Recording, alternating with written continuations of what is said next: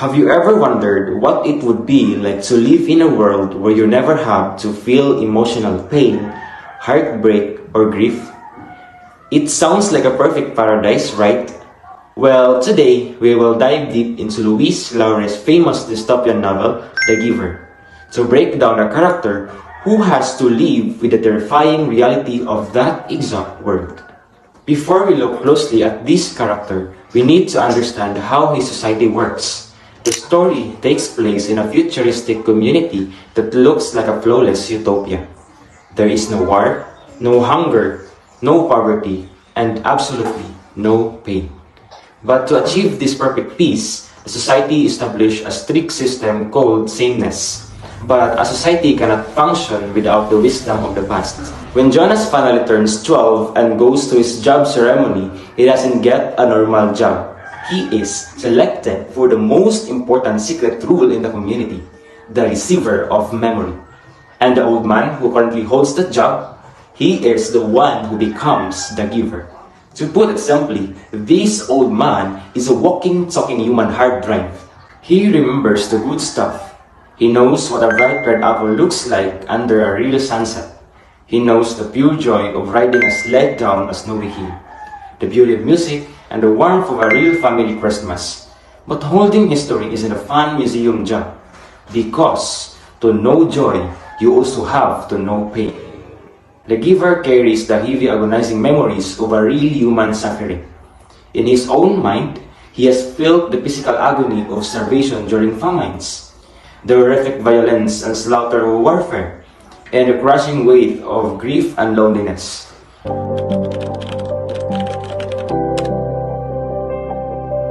Now, what is his actual multi-layered rule?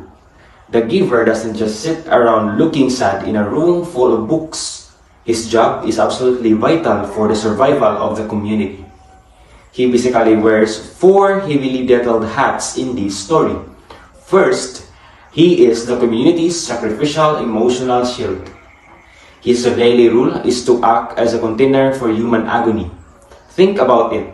If the ordinary citizens suddenly remembered what a bloody war felt like, or what it felt like to lose a child, the entire peaceful structure of sameness would collapse into mass panic overnight.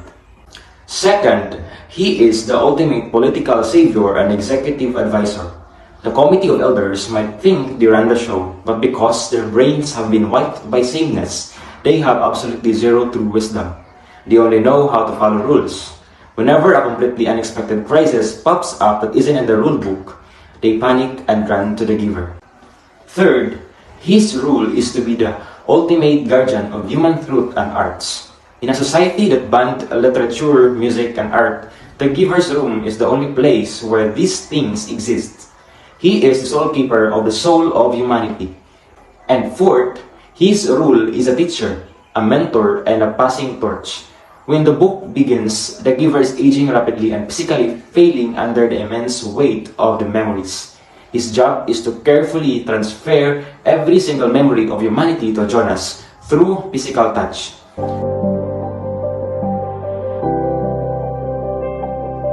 So instead of just storing the past to keep the government happy, the giver fulfills his final bravest rule.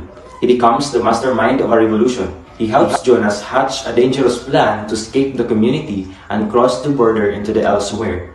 He knows that once Jonas leaves, all those trapped memories inside Jonas will burst out and flood back into the minds of the citizens. It will be painful and it will cause chaos, but it will force the people to feel the real human emotions again. To wrap it all up, the giver is the lone guardian of human history, whose role evolves from a lonely keeper of secrets into a brave liberator of the human soul. It proves that a life with a little bit of pain and heartbreak is still a million times better than a perfect world where you can't even pick out your own shirt color. Honestly, if you think about it, we should all thank the giver for saving us from a lifetime of wearing nothing but matching gray sweatpants. I'm signing off before the chief elder finds out I leak their secrets. Keep making choices, stay colorful, and I'll catch you guys in the next video.